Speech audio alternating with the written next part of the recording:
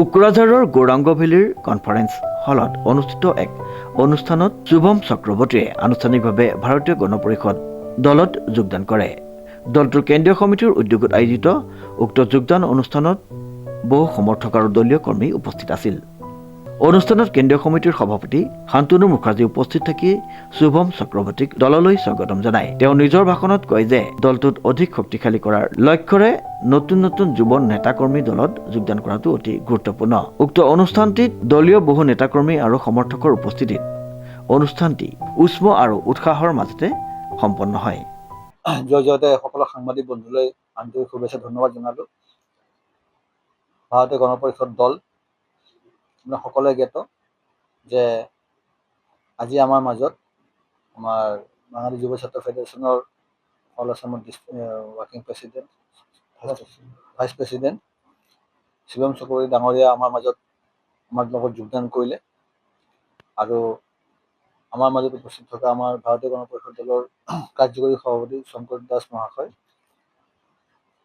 আমি আজি বৰ আনন্দিত যে আমাৰ দলৰ মজিয়ালৈ যুৱ নেতা, এই অঞ্চলৰ কোকৰাঝাৰ জিলাৰ যুৱ নেতা শুভম চক্ৰৱৰ্তী আমাৰ মাজত উপস্থিত হৈ আমাৰ লগত যোগদান কৰিলে। দলৰ নীতি আদৰ্শ সন্মান জনাই পেলাই মুঠতে ভাৰতীয় গণ পৰিষদ দল আগন্তুক দিনত আমি নিৰ্বাচনত অংশগ্ৰহণ কৰিম আৰু আজি আমি BTCত উপস্থিত হৈ কোকৰাঝাৰ হেডকোৱাৰ্টাৰৰ পৰা আমি ঘোষণা কৰিলোঁ যে আগন্তুক নিৰ্বাচনত আমাৰ দল BTC অঞ্চলৰ পৰা আৰম্ভ কৰি অসমৰ বিভিন্ন সমষ্টিত আমি প্ৰাৰ্থী আগবঢ়াম আৰু আমি ৰাইজৰ পৰা সহায় সহযোগিতা বিচাৰিছোঁ।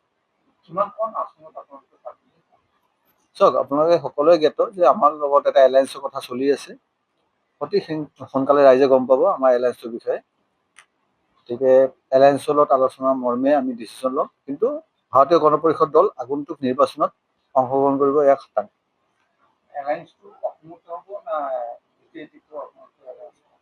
নাই, এতিয়া আমাৰ যিকেইটা দল আমি ইতিমধ্যে আমি আলোচনাত আছোঁ এলায়েন্স হিচাপে, এলায়েন্সৰ নিয়ম নীতি হেৰি কৰাৰ পিছতে আমি ডিচিশ্যন দি দিম আমি কোন কেইখনত আমি ইলেকশ্যন খেলিম।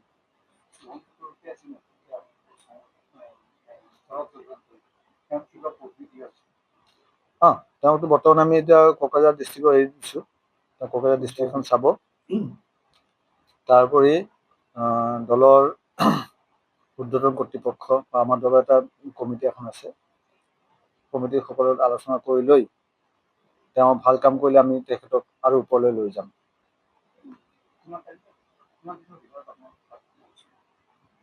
অতি সোনকালে আমি ঘোষণা কৰিম, অতি সোনকালে আমি ঘোষণা কৰিম। এতিয়া আমি হেৰি কৰা নাই, আমি খুব সোনকালে ঘোষণা কৰিম।